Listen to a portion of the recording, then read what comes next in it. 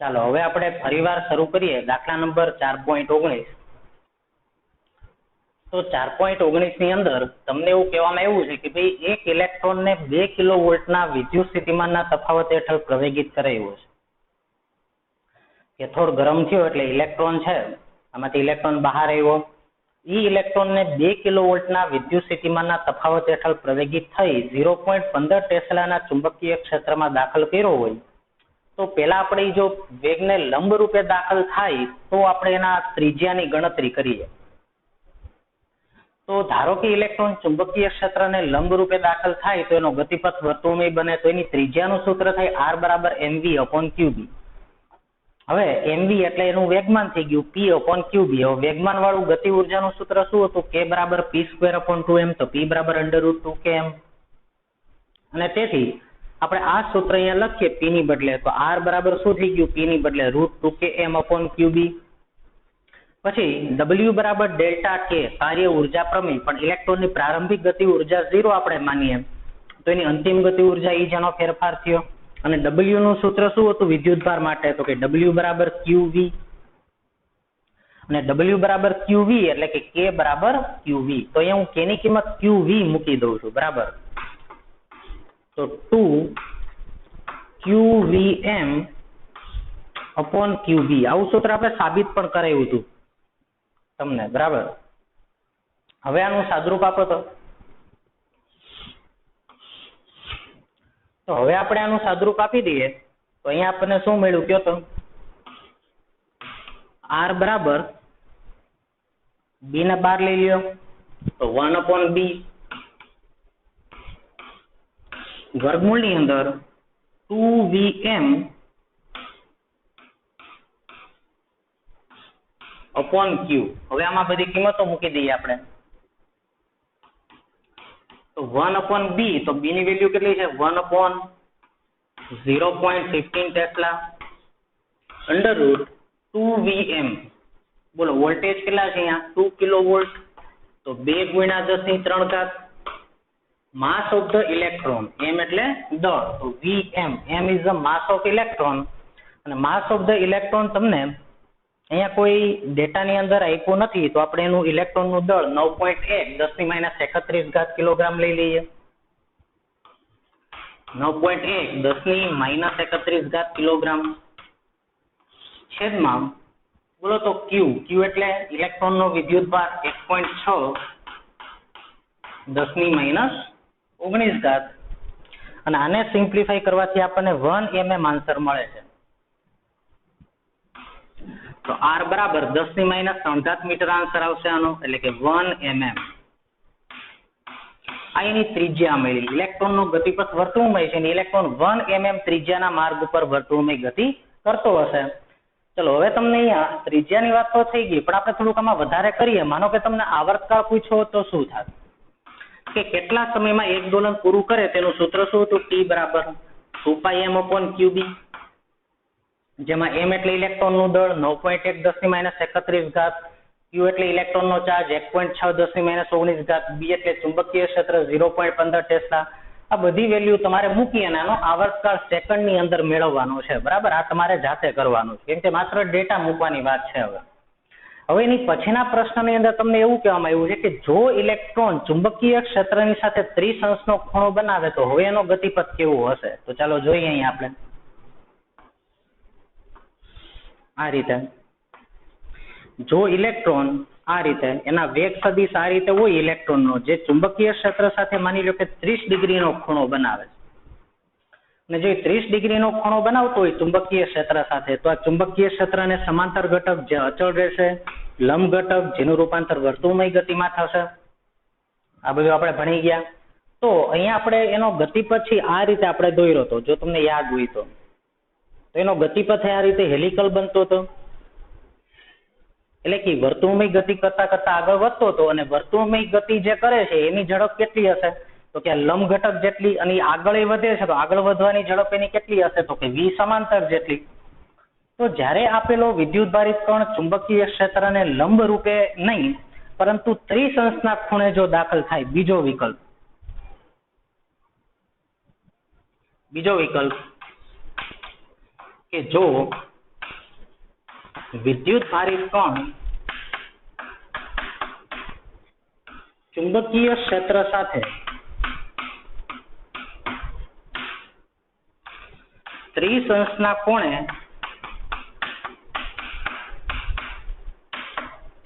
દાખલ થાય તો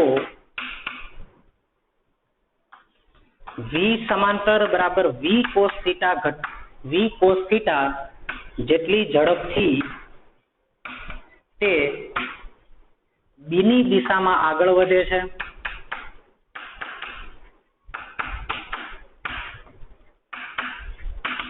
અને v લંબ એટલે કે v sin થીટા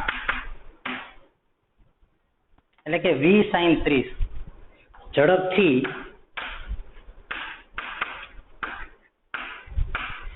વર્તુળમય ગતિ કરે છે. એટલે વર્તુળમય ગતિ કરતા કરતા જો કણ આગળ વધતો હોય તેનો ગતિપથ કેવો બને? તો કે એનો ગતિપથ હેલિકલ બનશે.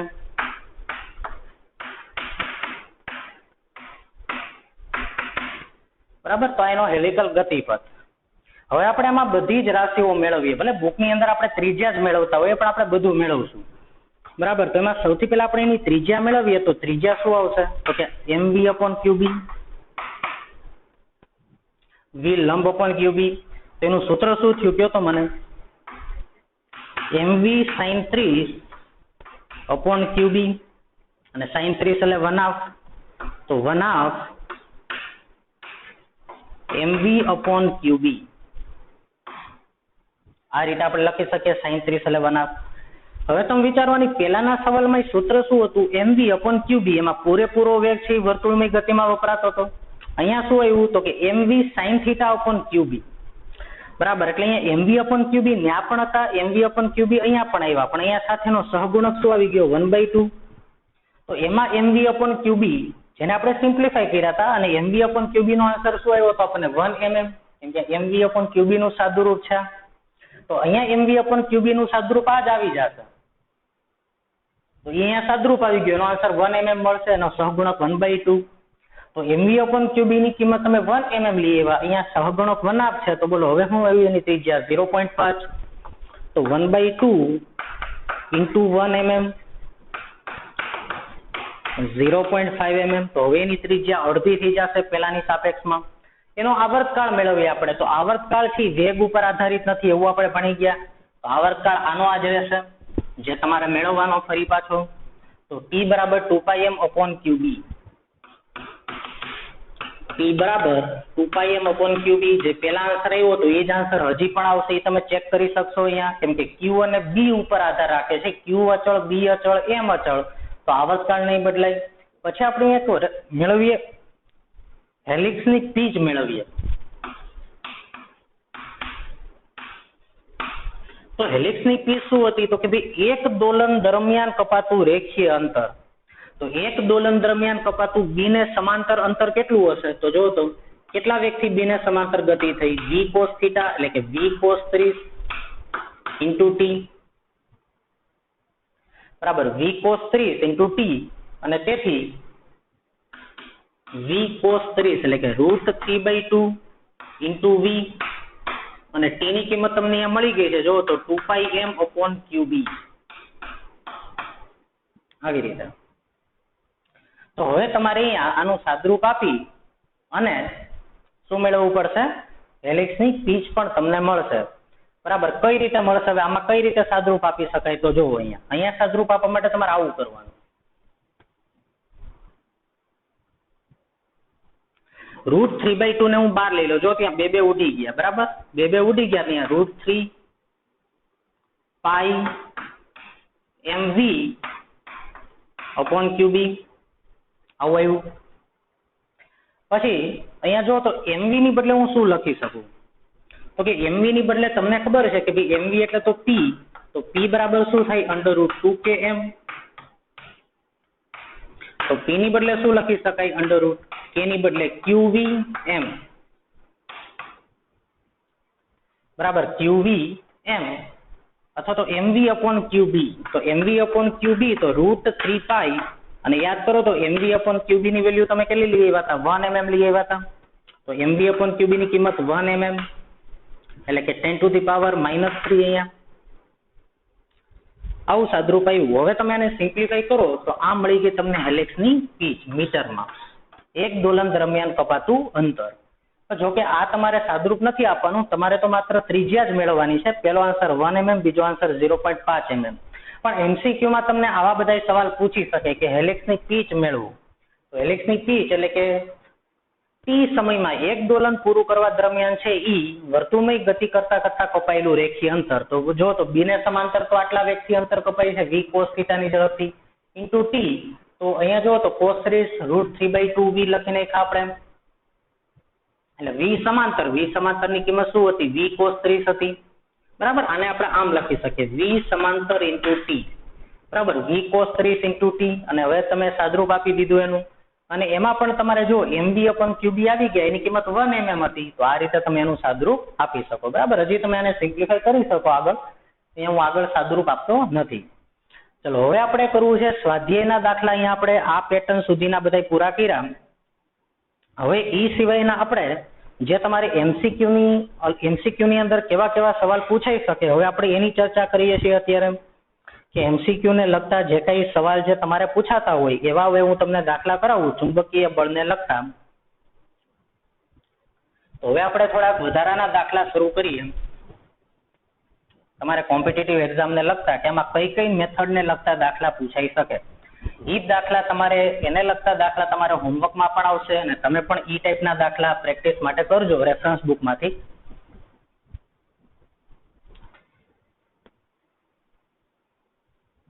તો તમને એવું કહેવામાં આવ્યું છે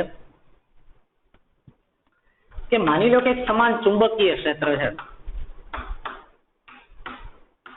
અને આવા એક સમાન અનંત વિસ્તારમાં આ ચુંબકીય ક્ષેત્ર રહેલું છે માનો કે. અને આની અંદર આ સમાન ચુંબકીય ક્ષેત્રની અંદર માની લો કે ઇલેક્ટ્રોન, પ્રોટોન અને ન્યુટ્રોન, જો હું ત્રણે દાખલ કરું, ઇલેક્ટ્રોન, પ્રોટોન અને ન્યુટ્રોન ત્રણેયને મેં સમાન ગતિ ઉર્જાથી દાખલ કર્યા છે સમાન ચુંબકીય ક્ષેત્રમાં. બરાબર, તો અહીંયા હું લખું કે ઇલેક્ટ્રોન, પ્રોટોન, ન્યુટ્રોન, બોલો ત્રણેયની શું સમાન? તો કે ગતિ ઉર્જા સમાન છે, એને સમાન ચુંબકીય ક્ષેત્રમાં દાખલ કર્યા છે. તો આપણો સવાલ એ છે કે તો પછી તમારે શોધવાનું છે અહીંયા આપણે એક ન્યુટ્રોન ની પણ ડ્યુટેરોન લઈ લઈએ. માની લો કે 1s2 ડ્યુટેરોન લઈ લઈએ, આયોનાઇઝ ડ્યુટેરોન. બરાબર, તો તમારે પ્રોટોનની ત્રિજ્યા, ડ્યુટેરોનની ત્રિજ્યા અને માની લો કે આપણે લઈએ ઇલેક્ટ્રોનની ત્રિજ્યા, અથવા તો એક પ્રોટોન ડ્યુટેરોન લઈએ અને એક આપણે આલ્ફા કણ લઈ લઈએ. ચાલો અહીંયા ડ્યુટેરોન લીધો છે તો અહીંયા આપણે એક આલ્ફા કણ લઈ લઈએ. તો પ્રોટોન, ડ્યુટેરોન અને આલ્ફા કણ એની ત્રિજ્યાનો તમારે ગુણોત્તર મેળવવાનો છે. RP જેમ RD જેમ R આલ્ફા કેટલા હશે? જો તો હું ફરીવાર રકમ બોલું છું કે ભાઈ આલ્ફા કણ, પ્રોટોન અને ડ્યુટેરોન ત્રણેય સમાન ચુંબકીય ક્ષેત્રની અંદર સમાન ગતિ ઉર્જાથી દાખલ થયા. બરાબર છે. આલ્ફા કણ, પ્રોટોન અને ડ્યુટેરોન એ સમાન ગતિ ઉર્જાથી સમાન ચુંબકીય ક્ષેત્રની અંદર દાખલ થાય છે. તો જો આલ્ફા કણ, પ્રોટોન અને ડ્યુટેરોન સમાન ગતિ ઉર્જાથી સમાન ચુંબકીય ક્ષેત્રમાં દાખલ થતા હોય તેની ત્રિજ્યાનો ગુણોત્તર કેવો હશે? તો આવા દાખલા કરવા માટે જો તો તમને એને કોની માહિતી આપી? તો કે ગતિ ઉર્જા અને ચુંબકીય ક્ષેત્ર. તો તમારે ત્રિજ્યાના સૂત્રની અંદર ગતિ ઉર્જા અને ચુંબકીય ક્ષેત્રના સ્વરૂપમાં તમારે એની ત્રિજ્યાનું સૂત્ર બનાવવું પડે. તો R બરાબર √2km/qb. બરાબર, આ રીતનું આપણે અહીંયા સૂત્ર બનાવ્યું હતું. R બરાબર √2km/qb. આ આપણું ચુંબકીય ક્ષેત્ર, ગતિ ઉર્જા અને ત્રિજ્યા વચ્ચે સંબંધ દર્શાવતું સૂત્ર હતું. હવે મને કહો તો ત્રણેય કણ જે છે, આલ્ફા કણ છે, પ્રોટોન છે અને ડ્યુટેરોન છે, એની ગતિ ઉર્જા તો સમાન છે અને ત્રણેય છે સમાન ચુંબકીય ક્ષેત્રમાં દાખલ થયા. મતલબ કે k સમાન છે, એટલે કે k અચળ છે ત્રણેય માટે b અચળ છે અને 2 અચળ છે, 2 તો અચળ છે. તો અહીંયા હું લખી શકું કે તો ત્રણેયની ત્રિજ્યા બરાબર કોના આધાર ઉપરથી ફરશે એનો ગુણોત્તર લેશો તો તો એની ત્રિજ્યાનો આધાર થયો m/q. તો r is proportional to m/q. ત્રણેય માટે વિદ્યુતભાર અલગ અલગ છે, દળ અલગ અલગ છે. તો દળ અને વિદ્યુતભારના પદમાંથી આપણે કહી શકશું કે કોની ત્રિજ્યા વધારે, કોની ત્રિજ્યા ઓછી. તો ચલો અહીંયા આપણે વાત કરીએ એના વિશે. તો તમે મને પેલા ઈ કહો પ્રોટોન માટે કે જો પ્રોટોન છે તો પ્રોટોનના વિદ્યુતભારને હું ઈ કહી દઉં, બરાબર, 1.6 × 10⁻19 અને એના દળને હું કહી દઉં m. તો હવે મને કહો તમારે ડ્યુટેરોનના દળને શું કહેવું પડે? તો કે ડ્યુટેરોનનો વીજભાર E હોય અને એનું દળ 2m હોય. અને આલ્ફા કણ માટે હું વાત કરું તો આલ્ફા કણ જે છે એનો વિદ્યુતભાર કેટલો હોય? આલ્ફા કણ એટલે હિલિયમ ન્યુક્લિયસ આયોનાઇઝ, તો He અને એનું દળ કેટલું હશે? 4m. તો આવું થાય. તો આમ પ્રોટોન, ડ્યુટેરોન અને આલ્ફા કણ જો એના વીજભાર અને એના દળની માહિતી આપણે લખીએ તો પ્રોટોનના દળને જો હું એમ કહેતો હોય તો ડ્યુટેરોનનું દળ એની કરતા 2 ગણું હશે. 1s2 એટલે ડ્યુટેરોન થાય, બરાબર, 1s2. એક પ્રોટોન એક ન્યુટ્રોન, અને પ્રોટોન ન્યુટ્રોનના દળ લગભગ સમાન હોય એટલે એનું દળ 2m કહી દીધું. આલ્ફા કણ છે એમાં 2 પ્રોટોન 2 ન્યુટ્રોન, એના દળને 4m કહી દીધું, એનો વિદ્યુતભાર 2e હોય. તો આ રીતે છે. તો ચાલો હવે આ સાપેક્ષમાં જો હું લખું અહીંયા પ્રોટોન, ડ્યુટેરોન, આલ્ફા કણ, પ્રોટોન, ડ્યુટેરોન, આલ્ફા કણ ઇઝ ઇક્વલ ટુ, અહીંયાથી હું લખું તો શું લખી શકું? √m/e. અહીંયાથી લખાવો તો બીજા માટે એનું દળ 2m છે તો 2m/e, જેમ આના માટે હું શું લખી શકું? √4m/2e. તો અહીંયા શું આન્સર આવ્યો જો તો √m/e જેમ √2 ઇન્ટુ √m/e ઇન્ટુ અહીંયા 2, જો તો અહીંયા 2 કેન્સલ થઈ ગયા તો √m/e. ચાલો ગુણોત્તર કઈ રીતે આવશે? કઈ રીતે ગુણોત્તરને લખી શકાય? 1/2/1. તો આમ પ્રોટોનની ત્રિજ્યા, ડ્યુટેરોનની ત્રિજ્યા અને આલ્ફા કણની ત્રિજ્યા એનો ગુણોત્તર તમને મળ્યો 1/2/1. તો આવા સવાલ તમને પૂછી શકે. આવી રીતના કોઈ પણ સવાલ તમારે આવી શકે. પ્રોટોનની ત્રિજ્યા, ડ્યુટેરોનની ત્રિજ્યા, આલ્ફા કણની ત્રિજ્યા, તમને એવું પણ કહી શકે કે સમાન વિદ્યુત સ્થિતિમાનના તફાવત હેઠળ પ્રવેગિત કરાવ્યા છે તો તમારે વિદ્યુત સ્થિતિમાનના પદમાં સૂત્રને લખવું પડે. એટલે આવી રીતે કમ્પેરિઝન કરી અને જ્યારે આવા સવાલ પૂછાતા હોય તો એ જે રાશિના સંદર્ભમાં કીધું હોય સૂત્રની રાશિમાં લખી અને પછી તમારે એનું આ રીતે સાદરૂપ આપવું પડે. તો પ્રોટોન, ડ્યુટેરોન, આલ્ફા કણનો ત્રિજ્યાનો ગુણોત્તર 1/2/1 આવ્યો. જોઈ લો અહીંયા તમે જોઈ શકો કે આનો ગુણોત્તર જે છે એ આ રીતના પ્રમાણમાં આવ્યો, બરાબર. તો આ એનો આન્સર થયો. ચાલો હજી આપણે આ રીતનો સવાલ કરાવવું એક.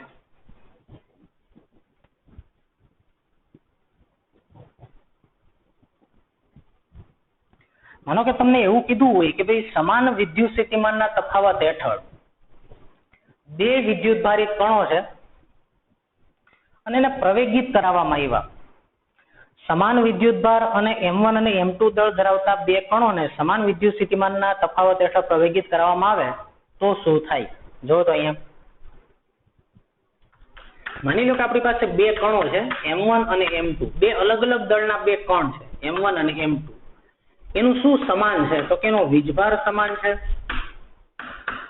સમાન વીજભાર વાળા 2 કણો છે, એને સમાન વિદ્યુત સ્થિતિમાનના તફાવત હેઠળ પ્રવેગિત કરાવવામાં આવ્યા છે. એટલે કે બેના વોલ્ટેજ સમાન આપ્યા છે બેને, એટલે કે V સમાન છે. ચુંબકીય ક્ષેત્ર સમાન છે. તો બોલો બેની ત્રિજ્યાનો ગુણોત્તર શું હશે? અથવા તો તમને હું એમ કહું કે તો m1 અને m2 જો આવી રીતે હશે તો આપણો સવાલ એવો છે કે તો પછી m1 જેમ m2 બરાબર શું હોય?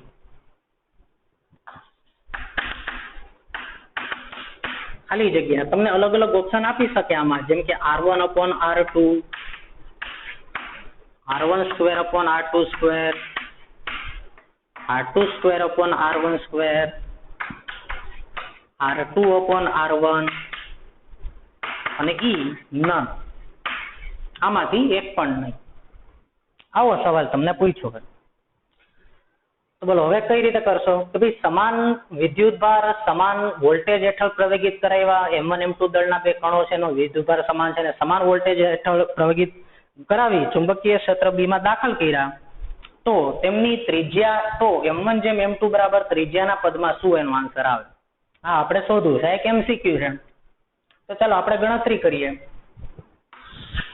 તો મેં જે તમને ત્રિજ્યા વાળું સૂત્ર બનાવીને દીધું હતું, બરાબર, કે ભાઈ 1/b √2mv/q ત્રિજ્યાનું સૂત્ર 1/b √2mv/q આવું સૂત્ર હતું. જો તો 1/b √2mv/q આ હતું ત્રિજ્યાનું સૂત્ર. હવે જો આ ત્રિજ્યાનું સૂત્ર હોય તો તમે અહીંયા જોઈ શકો કે આ બે કણો માટે શું વાત થઈ, તો કે બે કણો માટે b સમાન છે, v સમાન છે, q સમાન છે, બધું સમાન છે. તો બોલો બેમાં અલગ અલગ શું આવ્યું, તો કે r is proportional to √m, એટલે કે જેનું દળ વધારે એની ત્રિજ્યા વધારે, જેનું દળ ઓછું એની ત્રિજ્યા ઓછી. તો આને આમે લખી શકાય m is proportional to r², અને m is proportional to r², તો m1/m2 બરાબર શું આવી ગયા, r1²/r2². તો જો તો r1²/r2², આ આનો આન્સર આવશે. આવા સવાલ આપણને પૂછી શકે. પછી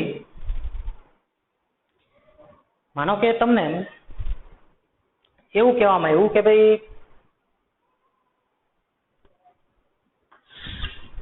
માનો કે આ રીતે હોય નોર્થ સાઉથ ઈસ્ટ અને વેસ્ટ, આવી રીતે તમને અલગ અલગ ડાયરેક્શન અહીંયા આપી દીધી છે, બરાબર છે, નોર્થ સાઉથ ઈસ્ટ અને વેસ્ટ. અને એક તાર છે એ આવી રીતે ચુંબકીય ક્ષેત્રમાંથી જો પસાર થતો હોય, એક તાર છે, બરાબર, એમાં માનો કે હું તમને એવું પૂછું કે ભાઈ તારમાંથી વહેતો પ્રવાહ સાઉથ થી નોર્થ તરફ છે, એક તાર છે અને એમાં આ રીતે પ્રવાહ વહી રહ્યો છે. જો તો સાઉથ થી નોર્થ તરફ પ્રવાહ વહી રહ્યો છે આ રીતે, બરાબર. અને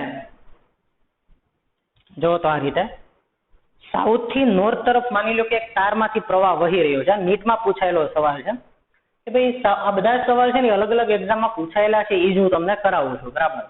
તો સાઉથ થી નોર્થ તરફ માની લો કે તારમાંથી પ્રવાહ વહી રહ્યો હોય આ દિશામાં, અને એ તારની ઉપર માનો કે એક ઇલેક્ટ્રોન છે એને સમાંતર રહીને ગતિ કરે છે આ રીતે. તારની ઉપર જ કઈ દિશામાં ઇલેક્ટ્રોન ગતિ કરે છે, તો કે સાઉથ થી નોર્થ તરફ ઇલેક્ટ્રોન ગતિ કરે છે, જે તારની ઉપર છે ને તારને શું છે સમાંતર ગતિ છે. તો જો તો આમાંથી પ્રવાહ આમ વહી રહ્યો છે તારમાંથી સાઉથ થી નોર્થ તરફ. તો જો પ્રવાહ સાઉથ થી નોર્થ તરફ વહેતો હોય અને ઇલેક્ટ્રોન પણ જો એને સમાંતર ગતિ કરતો હોય, અથવા તો ઇલેક્ટ્રોન સમાંતર રહીને ગતિ કરતો હતો અને તમે આ તારમાંથી પ્રવાહ શરૂ કર્યો આ દિશામાં, અને ઇલેક્ટ્રોન છે એ સમાંતરમાં ગતિ કરતો હતો અચળ વેગથી, તો હવે આ ઇલેક્ટ્રોન ઉપર બળ કઈ બાજુ લાગશે, ચુંબકીય બળ છે ઇલેક્ટ્રોન ઉપર એ કઈ બાજુ લાગશે, એ તમારે મને જવાબ દેવાનો છે. શું આપણી રકમ છે, તો કે એક ઇલેક્ટ્રોન છે તારને સમાંતર અને તારની ઉપરથી આ રીતે, તારને સમાંતર અને તારની ઉપરથી આ રીતે આમ ગતિ કરે છે અચળ વેગથી. જેવો હું આ તારમાંથી પ્રવાહ શરૂ કર્યો તો હવે આ ઇલેક્ટ્રોન ઉપર કઈ બાજુ બળ લાગશે, ઉપર લાગશે, નીચે લાગશે, બળ નહીં લાગે, પૂર્વ દિશામાં લાગશે, પશ્ચિમ દિશામાં લાગશે, નોર્થ ઈસ્ટ, વેસ્ટ સાઉથ, કઈ ડાયરેક્શનમાં એની ઉપર બળ લાગશે, આનો તમારે મને જવાબ આપવાનો છે. તો ચાલો કરીએ આપણે કઈ રીતે બળ લાગે. એના માટે સૌથી પહેલા આપણે ચુંબકીય ક્ષેત્રની દિશા નક્કી કરીએ કે ચુંબકીય ક્ષેત્ર કઈ રીતે અહીંયા ઉદ્ભવ્યું. તો જો તો આ રીતે બળ આમ લાગતું હોય, જો તો પ્રવાહ આમ હાલતો હોય તો આનું ચુંબકીય ક્ષેત્ર કઈ રીતે હશે, આ રીતે હશે. જો તો આને અંગૂઠો પ્રવાહની દિશામાં રહી એવી રીતે જો હું આ તારને પકડું તેનું ચુંબકીય ક્ષેત્ર આવી રીતે હશે. અને ચુંબકીય ક્ષેત્ર જો આવી રીતે હોય તો અહીંયા ચુંબકીય ક્ષેત્ર કઈ દિશામાં, આમ આવ્યું પૂર્વ દિશામાં. તો આમ તારની ઉપર જે ઇલેક્ટ્રોન છે એની ઉપર લાગતું ચુંબકીય ક્ષેત્ર, એ ઇલેક્ટ્રોન માટે ચુંબકીય ક્ષેત્ર પૂર્વ દિશામાં છે.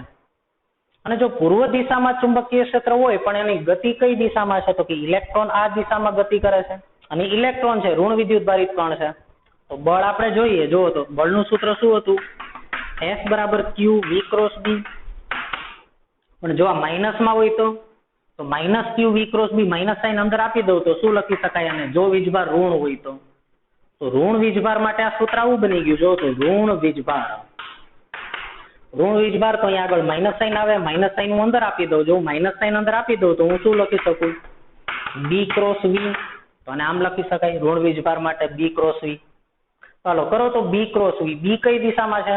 આ ઇલેક્ટ્રોન માટે. તો કે ઇલેક્ટ્રોન માટે બી આ દિશામાં છે, પૂર્વ દિશામાં. જો તો સ્પર્શક આમ આવ્યો પૂર્વ દિશામાં, એટલે અહીંયા ચુંબકીય ક્ષેત્ર આમ છે ઉપરના ભાગમાં. અને પૂર્વ દિશામાં ચુંબકીય ક્ષેત્ર છે ને વેગ એનો કઈ દિશામાં છે? ઉત્તર તરફ. તો કરો બી ક્રોસ વી. બી આમ છે અને વેગ આમ છે, તો બી ક્રોસ વી. તો બોલો ઇલેક્ટ્રોન ઉપર બળ ક્યાં લાગ્યું? ઉપર તરફ લાગશે. તો આમ ઇલેક્ટ્રોન ઉપર લાગતું બળ શિરોલંબ ઉપર તરફ લાગશે. બરાબર. તો ઇલેક્ટ્રોન ઉપર લાગતું બળ, ઇલેક્ટ્રોન પર લાગતું બળ શિરોલંબ ઉપર તરફ લાગશે. આવા સવાલ પૂછી શકાય. પછી આપણે હજી ચર્ચા કરીએ આગળ કઈ કઈ રીતના આમાં સવાલ પૂછાય.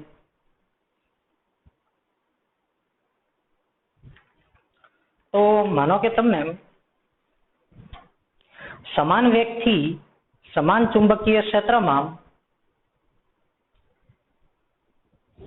માનો કે એક સમાન ચુંબકીય ક્ષેત્ર છે,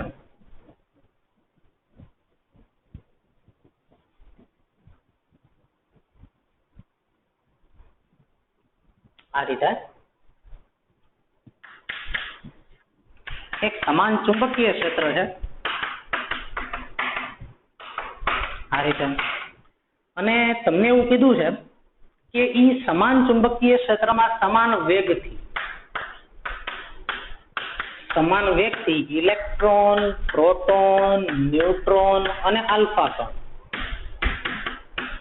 બરાબર, આ ચારેય કણોને જો હું ગતિ કરાવું છું, બરાબર, સમાન વેગથી સમાન ચુંબકીય ક્ષેત્રમાં, તો એનો ગતિપથ મને આવી રીતે મળે છે. જો તો માની લો કે એક બિંદુ છે, ત્યાંથી હું ચારેય કણોને મેં દાખલ કર્યા સમાન ચુંબકીય ક્ષેત્રમાં, તો એકનો ગતિપથ મને આ રીતે મળ્યો, એકનો ગતિપથ મને આ રીતે મળ્યો,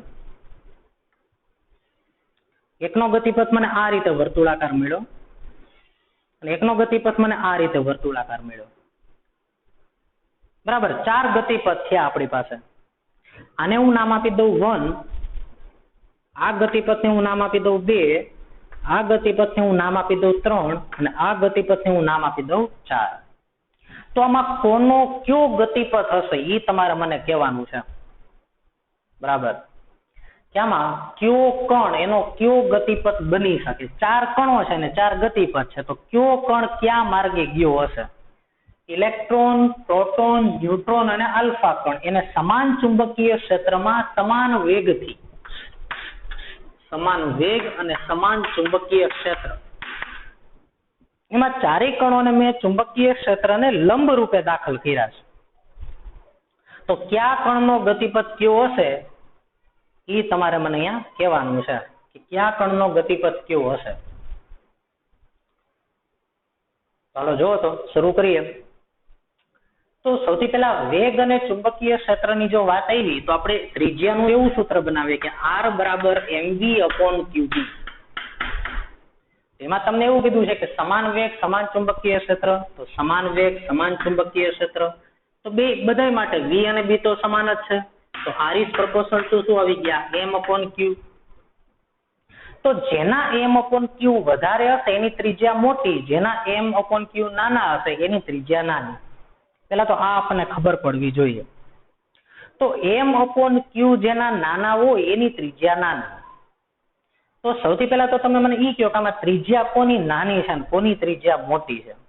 તો જે પેલો ગતિપથ છે ને એની ત્રિજ્યા સૌથી નાની છે, પછી એનાથી મોટી આની ત્રિજ્યા છે, એનાથી મોટી 3 નંબરની ત્રિજ્યા છે, અને આની ત્રિજ્યા અનંત કહેવાય, કેમ કે આ ગતિપથ આ કણ છે ત્રાસો વળતો નથી. તો તમને એમને ખબર પડી જાય કે ન્યુટ્રોનને કોઈ વીજભાર ન હોય, અને ન્યુટ્રોનને કોઈ વીજભાર ન હોય તો એની ઉપર ચુંબકીય ક્ષેત્રની અસર થાય નહીં, કેમ કે વીજભાર 0 તો બળ 0.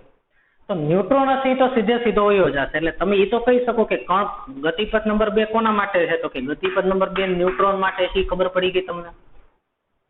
હવે વાત આવી ઇલેક્ટ્રોન, પ્રોટોન, આલ્ફા કણ માટે. તો ઇલેક્ટ્રોન, પ્રોટોન ને આલ્ફા કણ માટે જો હું વાત કરું તો પેલા હું પ્રોટોન માટે વાત કરું. તો પ્રોટોન માટે વાત કરું તો પ્રોટોનના દળને હું એમ કહી દઉં, એના વીજભારને એ કહી દઉં. તો આલ્ફા કણ માટે શું થશે?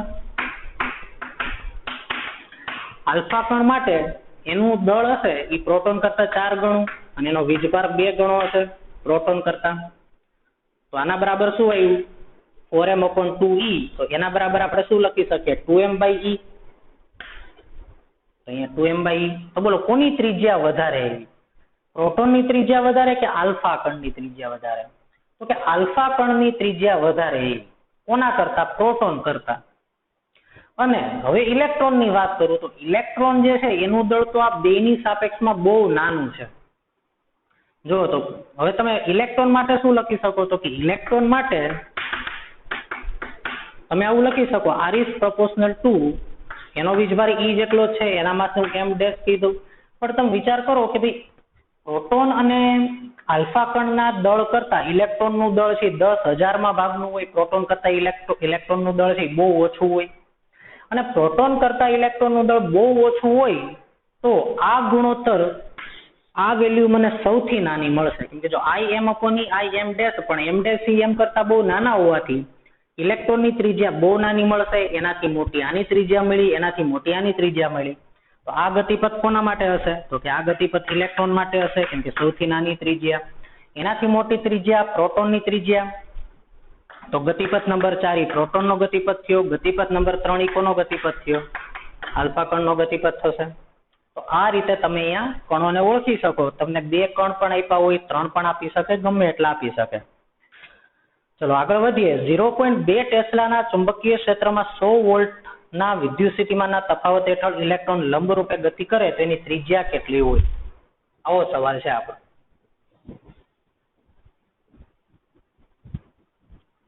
100 વોલ્ટ વિદ્યુત સ્થિતિમાનના તફાવત હેઠળ ઇલેક્ટ્રોનને પ્રવેગિત કરે એવો 0.2 ટેસ્લાના ચુંબકીય ક્ષેત્રમાં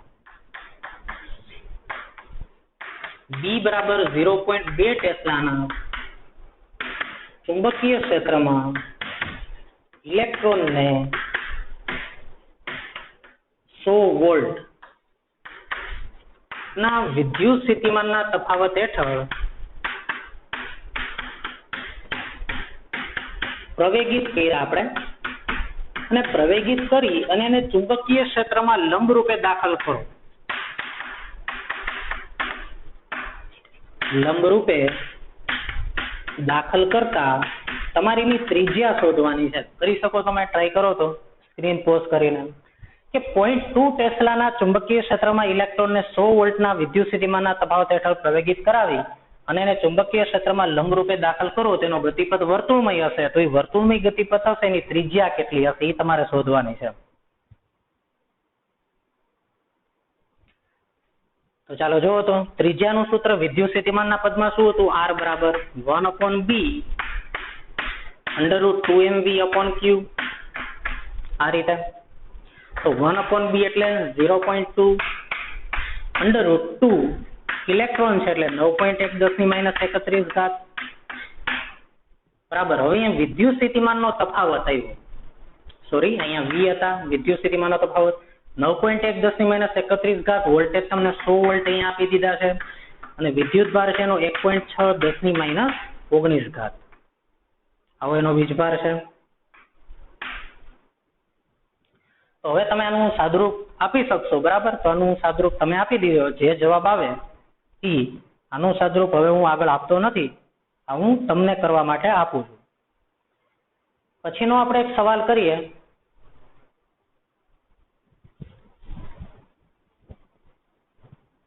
બને ત્યાં સુધી બધી પેટર્ન કવર થઈ જાય એવો આપણે પ્રયત્ન કરીએ છીએ. હવે તમને એવું કીધું છે કે ભાઈ ચુંબકીય ક્ષેત્ર બી ની અંદર 50 કિલો ઇલેક્ટ્રોન ગતિ ઉર્જા વાળો ડ્યુટેરોન 0.5 મીટર ત્રિજ્યાવાળી કક્ષામાં વર્તુળમય ગતિ કરે તો આ જ ચુંબકીય ક્ષેત્રમાં 0.5 મીટર ત્રિજ્યાવાળી કક્ષામાં ગતિ કરવા માટે પ્રોટોનની ગતિ ઉર્જા કેટલી રાખવી પડે? એટલે કે માની લો કે બી ચુંબકીય ક્ષેત્ર છે. બી ચુંબકીય ક્ષેત્ર એની અંદર તમે 2 કણોને દાખલ કર્યા લંબ રૂપે, ડ્યુટેરોનને અને પ્રોટોનને. તો પ્રોટોનને જે તમે દાખલ કરો છો એની ગતિ ઉર્જા જે છે એ 50 kilo electron volt, 50 kilo electron volt ગતિ ઉર્જાથી જો તમે ડ્યુટેરિયમને દાખલ કરતા હોય તો તમારે પ્રોટોનની ગતિ ઉર્જા કેટલી રાખવી પડશે કે જેથી કરીને ડ્યુટેરોન જેટલી જ ત્રિજ્યામાં એ ગતિ કરે. બરાબર, ડ્યુટેરોન અને પ્રોટોન બેને ચુંબકીય ક્ષેત્રમાં લંબરૂપે દાખલ કર્યા તો બે વર્તુળમય ગતિ કરે છે અને બેયની વર્તુળમય ગતિની ત્રિજ્યા છે 0.5 મીટર.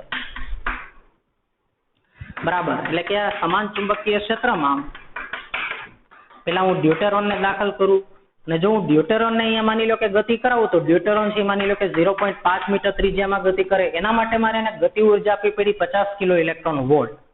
તો માની લો કે આ જગ્યાએ જો હું પ્રોટોનને પણ મારે આટલી જ ત્રિજ્યાના માર્ગે વર્તુળમય ગતિ કરાવી હોય તો મારે એની ગતિ ઉર્જા કેટલી રાખવી પડે, આ આપણો સવાલ છે. ચાલો જોઈએ અહીં આપણે.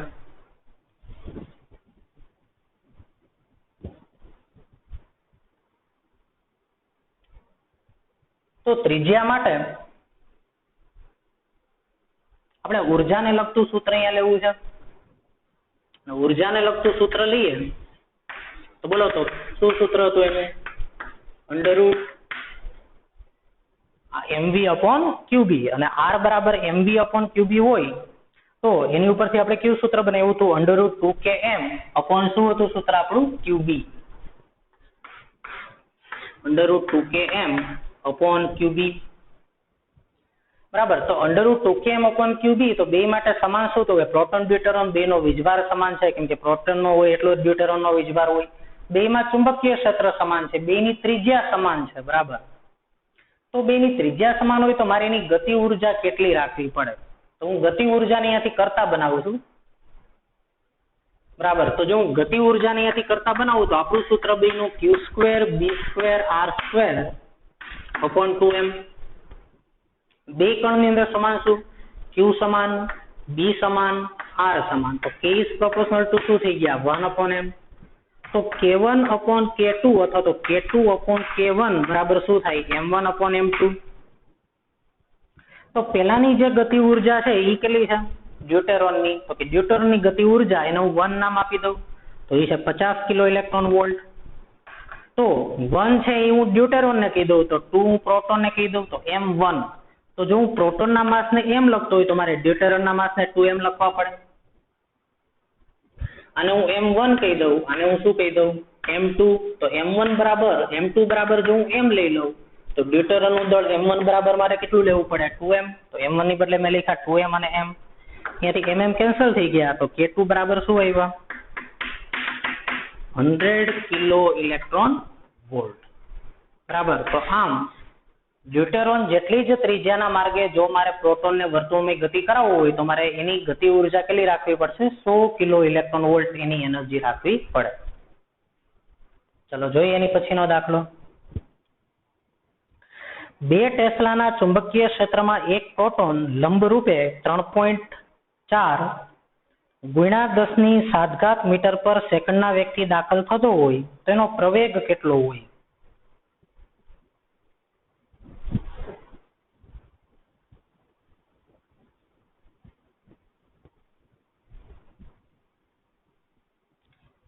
બરાબર, 2 ટેસ્લાના ચુંબકીય ક્ષેત્રમાં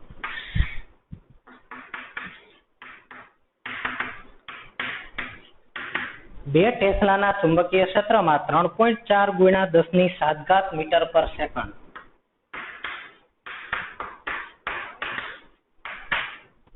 આટલા વેગથી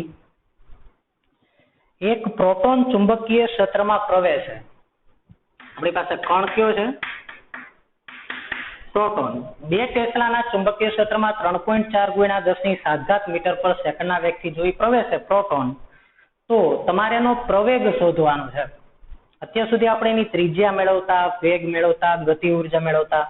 આ સવાલમાં તમને એનો પ્રવેગ મેળવવાનો કીધો છે. કરશે તો વર્તુળમય ગતિ જ લંબરૂપે દાખલ થાય છે. તો અને વર્તુળમય ગતિ કરે તો નિયમિત વર્તુળમય ગતિ અને નિયમિત વર્તુળમય ગતિ હશે, કેમ કે ઝડપની વેલ્યુ તો બદલાતી નથી એમ. તો નિયમિત વર્તુળમય ગતિના પ્રવેગનું વ્યાપક સૂત્ર શું છે? AC બરાબર કેન્દ્રગામી પ્રવેગ બરાબર v²/r. તો અહીંયા હું લખી નાખું v². બોલો ત્રિજ્યાનું સૂત્ર શું હોય? r બરાબર mv upon qb. અને તેથી એ બરાબર શું આવી ગયા QBV/m. હવે આમાં કિંમત મૂકી દઈએ 1.6 ગુણ્યા 10⁻19 ચુંબકીય ક્ષેત્ર 2 ટેસ્લા આપ્યું છે, વેગ આપ્યો છે 3.4 ગુણ્યા 10⁻7 છેદમાં માસ ઓફ ધ પ્રોટોન. તો પ્રોટોનનું આપણે દળ લઈએ તો 1.67 10⁻27 કિલોગ્રામ આપણે લઈ શકીએ એનું દળ, બરાબર. અથવા તો 1.6 10⁻27 લઈ લ્યો તમે એમ. 1.6 10⁻27 કિલોગ્રામ ગણતરીમાં સરળતા માટે, અને જે આવશે એ આપણો જવાબ મીટર પર સેકન્ડ સ્ક્વેર. તો આવી રીતે મેં તમને ચુંબકીય બળને લગતા જે પેટર્નના દાખલા પૂછાય અથવા તો પૂછાયેલા છે એ પેટર્ન બધી મેં તમને કરાવી દીધી છે. હવે આ ટાઈપના દાખલા તમને તમારી રીતે કરતા આવડવા જોઈએ. આવા સવાલ પૂછાશે, ઘણા બધા હશે ચુંબકીય બળને લગતા. તો તમારી રેફરન્સ બુકમાં પણ તમને આ પેટર્નના સવાલ જોવા મળી જશે. એ બધા સવાલ કરી નાખો, અને હોમવર્કમાં જે સવાલ આવે એ પણ તમારે વ્યવસ્થિત કરવાના છે. ઓકે, તો આજે આપણે આ લેક્ચર પૂરો કરીએ. હવે આવતા લેક્ચરથી આપણે લોરેન્સ બળ શરૂ કરવાના છીએ, તો અહીંયા સુધી વ્યવસ્થિત કરી નાખજો.